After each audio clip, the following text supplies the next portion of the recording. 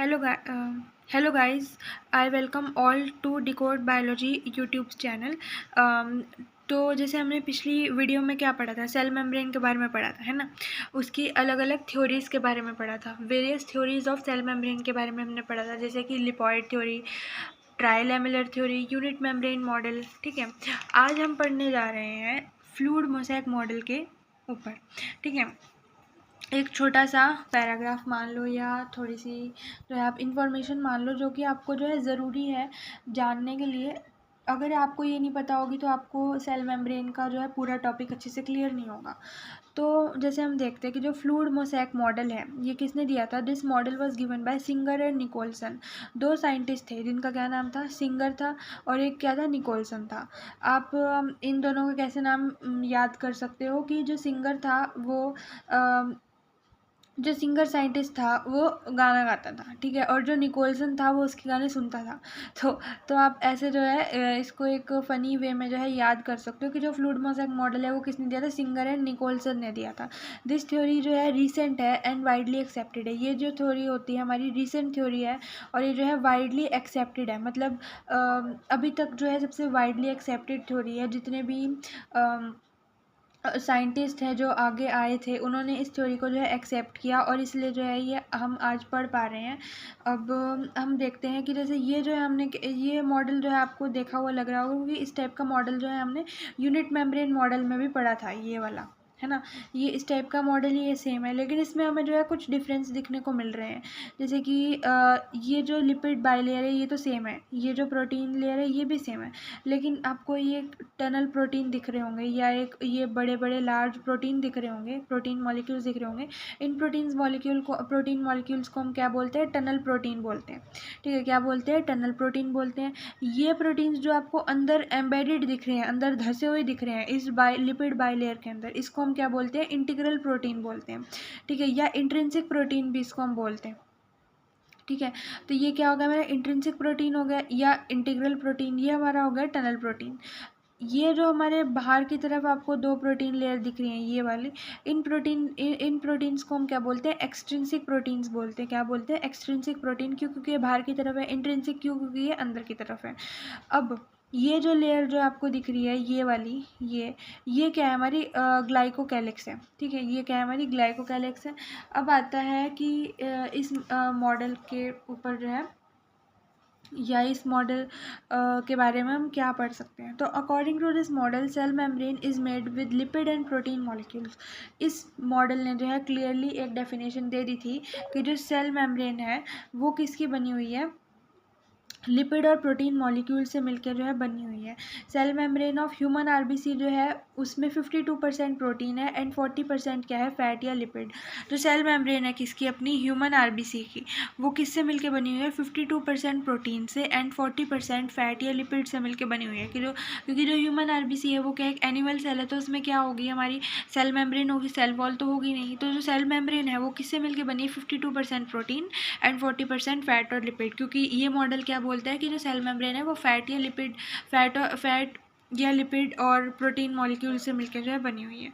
Fluid mosaic model जो है इसको हम और क्या बोलते हैं? फ्लिप फ्लॉप मॉडल भी बोलते हैं, या iceberg of protein in sea of lipid भी बोलते हैं। क्यों बोलते हैं इस फ्लूइड मोज़ेक मॉडल को हम फ्लिप फ्लॉप मॉडल इसलिए बोलते हैं क्योंकि जो क्योंकि इसमें जो क्वासी फ्लूइड नेचर है किसका? फैट या लिपिड का, वो क्या करता है? वो मूवमेंट कॉज करता है। किसमें? ये प्रोटीन मॉलिक्यूल्स है ना, इसमें मूवमेंट कॉज करता है ताकि जो सेल मेम्ब्रेन है वो फ्लेक्सिबल हो सके या उसमें जो है फ्लेक्सिबिलिटी आ सके।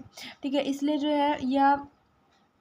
है इसको हम क्या बोलते हैं? फ्लूइड मोज़ेक मॉडल बोलते हैं या फ्लिप फ्लॉप मॉडल बोलते हैं, क्योंकि ये जो है सेल मेम्ब्रेन में फ्लेक्सिबिलिटी या मूवमेंट कॉज करता है। And iceberg of protein in sea of lipid. Iceberg of protein क्यों बोल रहे हैं? क्योंकि देखो ये जो प्रोटीन है ये एक चट्टान की तरह, एक आइसबर्ग की तरह जो है इसमें धसा हुआ है। ऐसे हम आइडिया लगा सकते हैं, इसलिए जो है हम इसको क्या बोल रहे हैं?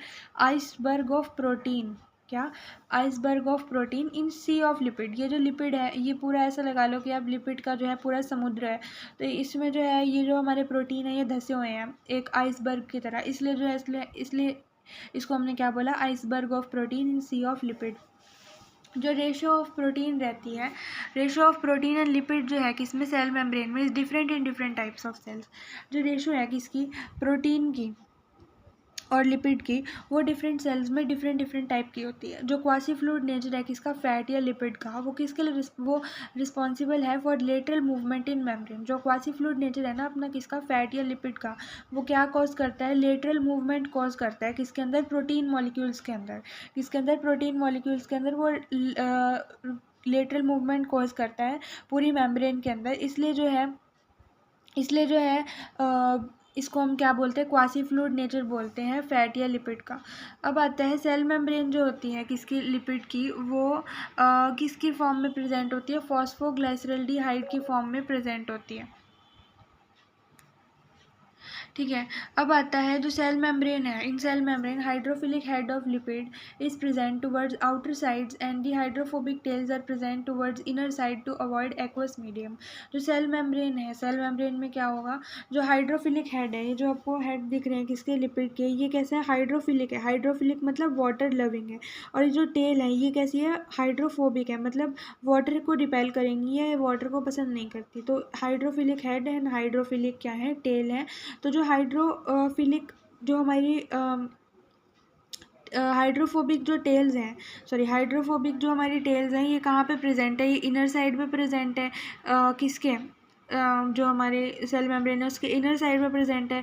और जो हाइड्रोफिलिक हेड है वो आउटर साइड पे प्रेजेंट है। तो क्या आप बोल सकते हैं कि in cell membrane hydrophilic head of lipid is present towards outer side and the hydrophobic tails are present towards the inner side. Protein molecules जो होते हैं वो किस में प्रेजेंट होते हैं, सेल मेम्ब्रेन में प्रेजेंट होते हैं, जिनको हम क्या बोलते हैं, मेम्ब्रेन प्रोटीन बोलते हैं। देखो जैसे हमको ये अंदर धसे हुए प्रोटीन्स जो हैं इनको हम क्या बोलते हैं, मेम्ब्रेन प्रोटीन्स बोलते हैं। मेम्ब्रेन प्रोटीन्स जो है दो टाइप के होते हैं। कौन से होते हैं, एक तो एक्सट्रिंसिक प्रोटीन होता है, एक होता है इंट्रिंसिक प्रोटीन। एक्सट्रिंसिक प्रोटीन जो होता है इनको हम और क्या बोलते हैं, पेरिफेरल प्रोटीन्स बोलते हैं। इंट्रिंसिक प्रोटीन जो है इंटीग्रल प्रोटीन बोलते हैं। क्यों बोलते हैं, क्योंकि जो एक्सट्रिंसिक प्रोटीन है ना, इसको जो है हम आसानी से जो है बाहर एक्सट्रैक्ट कर लेते हैं, या इसको जो है हम एक तरीके से बोल सकते हैं कि इसको हम आसानी से जो है खींच पाते हैं या बाहर निकाल पाते हैं। इसलिए जो है इसको हम क्या बोलते हैं, एक्सट्रिंसिक प्रोटीन बोलते हैं। और इंट्रिंसिक प्रोटीन क्यों बोलेंगे दूसरे वाले प्रोटीन्स को, क्योंकि वो अंदर धसे हुए हैं, जो लिपिड लेयर है उसके अंदर वो जो है इंट्रिंसिक प्रोटीन धसे हुए हैं। उनको निकालने में जो है हमें बहुत ज़्यादा फोर्स या एनर्जी की रिक्वायरमेंट है। तो उतनी एनर्जी कि इतनी ज़्यादा एनर्जी की रिक्वायरमेंट है, इसलिए जो है इसको हम क्या बोलते हैं, इंट्रिंसिक प्रोटीन या इंटीग्रल प्रोटीन बोलते हैं। देखो इसमें लिखा भी हुआ है, on the basis of ease of extraction. जितनी आसानी होगी एक्सट्रैक्ट करने में, जिस प्रोटीन को एक्सट्रैक्ट करने में जितनी आसानी होगी उस हिसाब से हमने उसका नाम रख दिया एक्सट्रिंसिक और इंट्रिंसिक। इंट्रिंसिक प्रोटीन जो है एम्बेडेड होते हैं किसमें, लिपिड लेयर में, और जो है 70% फॉर्म करते हैं टोटल मेम्ब्रेन प्रोटीन का। जो इंट्रिंसिक प्रोटीन है यानी कि जो ये वाले प्रोटीन्स हैं, ये वाले इंट्रिंसिक प्रोटीन, ये जो है 70% फॉर्म करते हैं टोटल मेम्ब्रेन प्रोटीन्स का। मतलब जितने भी सेल मेम्ब्रेन में प्रोटीन्स प्रेजेंट है उनका 70% इंट्रिंसिक प्रोटीन फॉर्म करते हैं, और जो बाकी का 30% है वो टनल प्रोटीन या एक्सट्रिंसिक प्रोटीन जो है फॉर्म करते हैं। टनल प्रोटीन क्या होते हैं, some intrinsic protein are large and form channel protein या टनल प्रोटीन। जो हमारे इंट्रिंसिक प्रोटीन होते हैं कुछ, सॉरी मैंने एक लाइन गलत बोल दी, कि जो 30% प्रोटीन, जो 30% पार्ट फॉर्म करते हैं टोटल मेम्ब्रेन प्रोटीन का, वो हमारे जो है एक्सट्रिंसिक प्रोटीन होते हैं, ना कि टनल प्रोटीन। टनल प्रोटीन दूसरा नाम है किसका, इंट्रिंसिक प्रोटीन का। तो जो इंट्रिंसिक प्रोटीन होते हैं ना, कुछ इंट्रिंसिक प्रोटीन वो लार्ज साइज़ के भी होते हैं, जैसे कि हमको ये दिख रहा है, ये वाला है ना, ये हमको एक लार्ज साइज़ का प्रोटीन दिख रहा है, इसको हम क्या बोलते हैं, टनल प्रोटीन बोलते हैं। इस टाइप के प्रोटीन को हम क्या बोलते हैं, टनल प्रोटीन।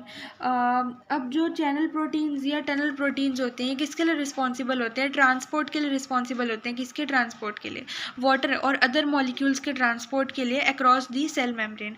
अब जो चैनल प्रोटीन है वो क्या हेल्प करेगा, मान लो इधर से जो है कोई भी वाटर मॉलिक्यूल आ रहा है, कोई भी लिपिड मॉलिक्यूल आ रहा है, ठीक है, तो उसकी इस तरफ से इधर इस तरफ तक जो है जो ट्रांसपोर्ट करेगा वो कौन करेगा, टनल प्रोटीन या चैनल प्रोटीन भी इसको हम बोलते हैं, वो करेगा, या वो जो है रिस्पॉन्सिबल होगा, या वो हेल्प करेगा किसके लिए, किसकी ट्रांसपोर्ट के लिए, वाटर या लिपिड मॉलिक्यूल्स की।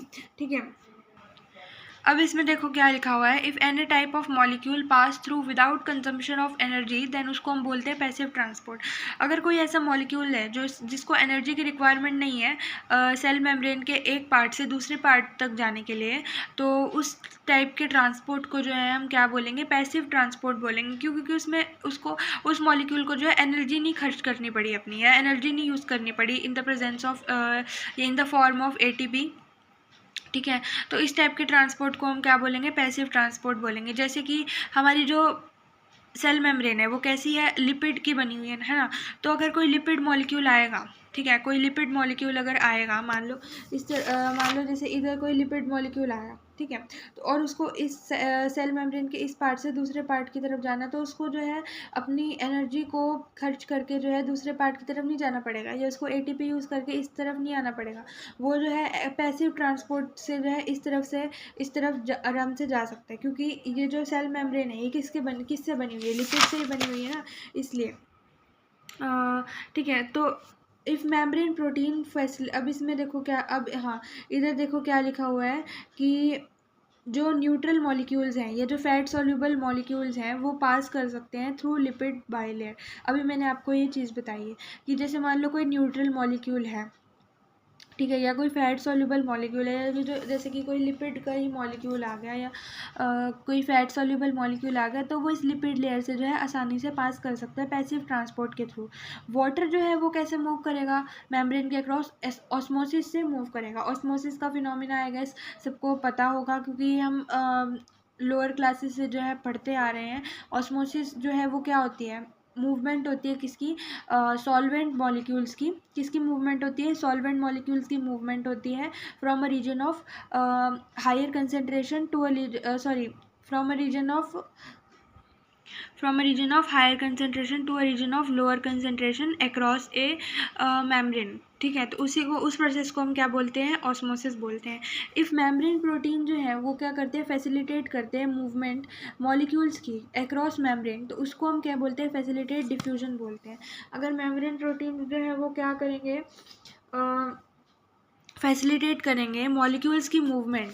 मेम्ब्रेन प्रोटीन्स कौन से, जो कि टनल प्रोटीन या चैनल प्रोटीन है, वो जो है क्या करेंगे, अगर फैसिलिटेट करेंगे मॉलिक्यूल्स की मूवमेंट एक सिरे से सेल मेम्ब्रेन के दूसरे सिरे पे, तो उसको जो है उस टाइप के डिफ्यूजन को हम क्या बोलेंगे, फैसिलिटेट डिफ्यूजन बोलेंगे। उस टाइप के डिफ्यूजन को हम क्या बोलेंगे, फैसिलिटेट डिफ्यूजन। अगर मॉलिक्यूल्स को जो है अगर मॉलिक्यूल्स जो है वो मूव कर रहे हैं across membrane against the concentration gradient. Against the concentration gradient का मतलब क्या होगा कि वो लोअर कंसेंट कि वो लोअर से हायर कंसेंट्रेशन की तरफ अगर मूव कर रहे हैं, तो उनको जो है एनर्जी कंज्यूम करनी पड़ेगी, किसकी फॉर्म में, एटीपी की फॉर्म में, मतलब कि एनर्जी को जो है उन्हें यूज़ करना पड़ेगा अगर वो हायर कंसेंट्रेशन से अगर वो लोअर कंसेंट्रेशन से हायर कंसेंट्रेशन की तरफ मूव कर रहे हैं। तो इस टाइप के ट्रांसपोर्ट को हम क्या बोलेंगे, एक्टिव ट्रांसपोर्ट बोलेंगे। और ये जो है हमको किस में देखने को मिलता है, सोडियम पोटेशियम पंप में देखने को मिलता है। तो ठीक है गाइज, आज की वीडियो के लिए इतना ही।